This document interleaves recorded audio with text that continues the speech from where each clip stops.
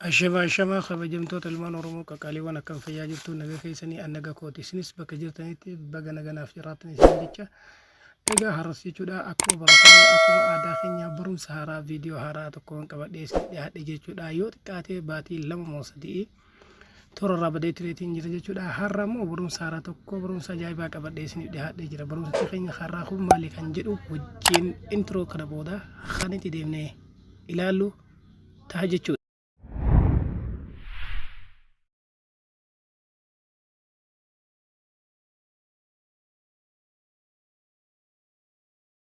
Egaa ammas jechuudha akkuma intro booddee dhufesin jedhe deebi'ee dhufeetiin jira jechuudha. Kanaafuu appilikeeshinichi keenya karaadhaa maaliif nu gargaaranaan bilbila keenya hogguu formaat koone guutuun guutu jechuudha. Akka qanii jalqaba binnuutitti illee yoo deebitee wanta barbaannu dokumentii ta'ee suuraa ta'ee viidiyoo ta'ee achi keessaa argachuu dandeenya guutuu isaa jechuudha waan achi keessa keenya.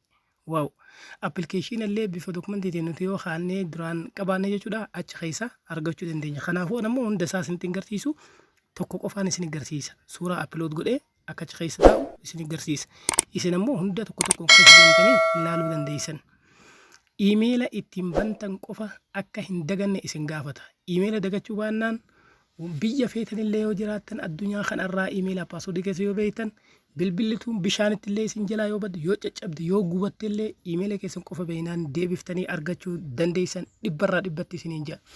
Kanaafuu isa godhuuf garuu iimeela keessaniif paaswoordii iimeela keessanii akka hin raanfanne isiniin jecha wagguma galmeessan yaadattanii galmeessaa. Kanaaf mee appilikeeshinicha keessaa seenu gabaabumatti appilikeeshinicha wagguu seenne bifa kanaan nu fida. Wagguu bifa kanaan nu fidee waa sadii in seennaan jechaatiin jira. Fakkeenyaaf ni argitan jedhee yaada kunoo asitti fakkeenyaaf argaa jirtanii asittan fakkeenyaaf sijiin app jechaatiin jira. Ka qara galmaa in seennaan jechaa jira. Asitti ammoo ka iimeela googilii keetiitiin seen jechaa jira. Asitti ammoo haara uumii jechaa jira. Iimeela haara uumnaan jira. Kanaaf isin sadiin kana keessaa ka feetan filattan.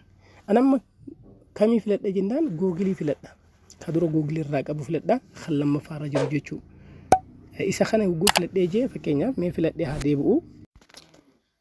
Mee anama fakkeenyaaf iimeela kiyya filadhee deebi'eetiin jira. Iimeela filadhee waan kanneen lamaan upload godheera jechuu as keessatti. Mee fakkeenyaaf ka biraa upload godhuudhaaf iimeela keessan GB 1,000 nuuf qabata jechuudha. GB isin yaa galu GB 1,100 miti. GB 1,000 yoo as garagalchine ammoo teerabaayitii jedhama. Yeroo baay'ee namni bilbila waan GB man fayyadamuuf teeraa wanti jedhamu kunuu maali waan jedhu jira. GB 1,000 fi tuqaa wayitu teerabaayitii tokko ta'a. Kana muluu firii usuu qafoo keenyan qabatin qilleensa irratti seef nu godhee nuuf ka'a. Bilbila keenya illee formaataanaan appilikeeshinii kana qofa gadi buufannee iimeela keenya akka har'a bilbila kana irra bannee bilbila biraa irratti illee yoo banne waan kana gabaabumatti argachuu dandeenya jechuudha. Isa kana erga iimeela keenyaan banneen booda akkamitti as keessa kaawwachuu dandeenya yoo jettan fakkeenyaaf isa kana kaawwachuudhaaf jechuudha kunoo eda'uu gubbaa kan irra jirtu ni tuyna ni argitan jiyaada eda'uu tan hogguu eda'uu kana gadi tuyneetiin jenne haala kanaan jechuudha eda'uu gubbarra jirtu kana ni tuyna waa sadee nu fida kuusaa haara uumi jedha new folder jechuun yoo upload file jedha kan bilbila keerraa qabdu as keessa as deeffadhuudha tek foto jedha foto haaraa kaasii jedha record video haaraa waraabi jedha kanaaf guman kaman qafoo kiyyarraa qabu haa filadhu hogguu qafoo kiyyarraa qabu filadhe kana jechuudha haala kanaan jechuudha hogguu filadheetiin jeemee gabaabumatti haa filadhu anamma suuraa kanneen keessaa tokko haa filadhu jechuudha. Fakkeenyaaf suuraa kanneen keessaa hogguu filadhuu barbaade jechuudha suuraa keessaa filataatiin jira jechuudha nama fakkeenyaaf suuraa filachuu barbaada waan ta'eefu mee suuraa kiyya haa banuu gabaabumatti jechuudha.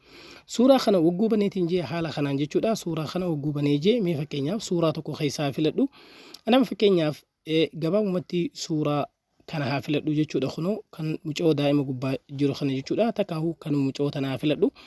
Kunoo lamatu wal bira jiraame wal fakkaataan isa keessaa fakkeenyaaf anama tokko haa filadhu.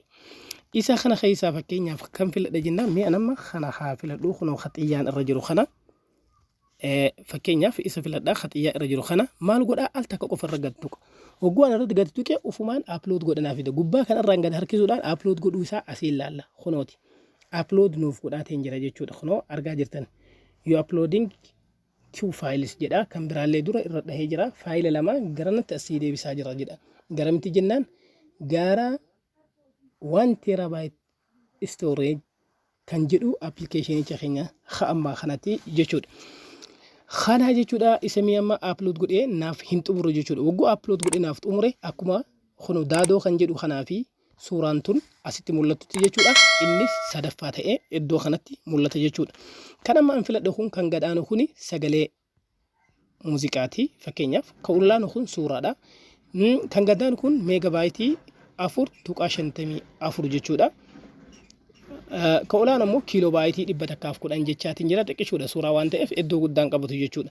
Kanaaf walumaa galatti nuti waan kana fakkeenyaaf bilbila keenya irraa hin qabnu yoo ta'e appilikeeshinii kana bilbila biroo irra gabbuusnee jirra yoo ta'e eeysaan arganna akkamitti bilbila keenya irra deeffanna jettanii yoo gaafisnitti ta'eef sarara sadiin fuuldura jiru kana ni argitan jeyaada. Sarara sadiin kunoo fuuldura jiru kana tuyna jechuudha.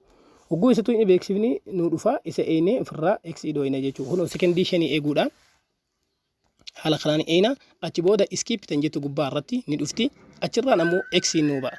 Hogguu eksi dooyne kunoo bifa kanaan nu filachiisa. Waan kana bilbila keenya irra deeffatu feenaami qafoo keenya irra jiru qilleensa irra jira beekaa yoo asiin jiraate.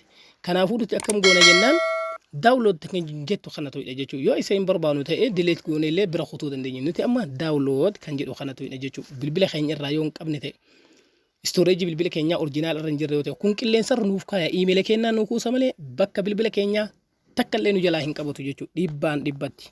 Kanaaf email password isaa garuu akka hin irraanfanne dhaamsa kooti asubaan.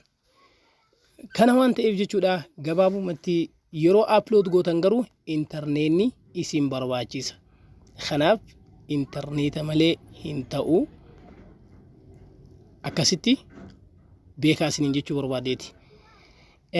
Kanaaf hogguu isa upload goonu kana jidduu nu jalaa dhaabbatee akkuma maan gubbaarraan kun notification kana gadi tuqee isa dhaabbata kana arginaan fakkeenyaaf daadoo kan jedhu kun si'a lama dhufee eksi dhahee keessaa balleessa.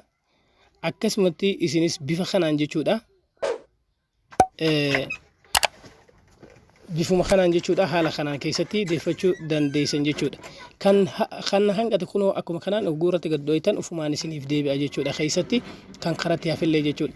Kanaaf garuu upload godhaa jira hin xumurre jechuudha hanga ammaatti. Kanaafuu ogguu inni xumureetiin jee suuraan kunis akkuma kun dhufe kana as keessatti ni dhufa jechuudha. Amma lamaan tana malee hin jiru daadoo fi suuraa olaantuu tana malee hin jiru. Ogguu upload godhee inni xumure jechuudha haaluma kanneenitiin asitti naaf ba'a jechuudha. Kana jecha fakkeenyaaf hanga inni xumuree achitti naaf uffama fakkeenyaaf kunis xiqqaadha kiiloobayitii isaa xiqqashuudha. Kanaafuu suuraadha jechuudha innis isa kana hangana jecha appilikeeshinichi hanga inni upload godhee fi dhufe isa arganna yoo jettan appilikeeshinichi Play Store keenya keessa jira. Tolaan takkaa'u firiidha. Kanaafuu kunooti maqaan isaa jechuudha 1 terabyte storage square cloud jechaatiin jira. Kanaafuu nuti asii buufachuu dandeenya warroota hin asii buufachuu dandeenyeef linkii isaa viidicha muraaboo kana jala barreeffama viidiyoo jala jiru yoo gattu hiixan appii buufachuu linkii kana tuqaa kan jedhutu hiixanii achii buufachuu dandeessan gabaabumatti jechuudha. Kana fakkaate jechuudha barumsichi keenya karaadha amma ammoo tarii hanga barumsa kun upload kan godhaa jiru hin xumurre. Kanaafuu ogguu xumuree akkuma kaaniititti achi keessatti isiniif mul'ate jira hanga inni xumuru yoo ayne viidichi isin dheerachuu danda'a. Garuu ammoo mee viidiyoo jidduun dhaabee yoo jee soba kallattii biraatiin as deebistee jettanii amanuu hin dandeessan jechuudha. Kanaaf akkuma isin argitanitti haa xumuruu barbaadeeti viidichis dheeratu jechuudha. Kanaaf garuu akkana jechaatiin hanga kunooti fixeetiin jira. Hanga barumsa duraan lama qofa jira ogguu inni kana fixe sadi ta'a hin ta'u wajjumaan kan ilaallu ta'a jechuudha.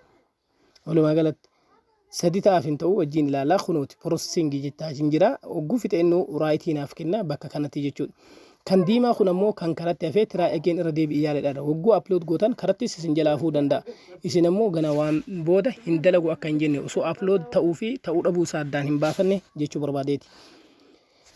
Kanaaf jechuudha amma inni kun fixeetiin jira processing jechaatiin jira. Kanaafuu amma hanga barumsa birootiin karatti dhaabbatee jira ammallee hanga barumsa birootiin walitti deebinutti turtii gaarii isiniif haa ta'u jechaatiin bye bye.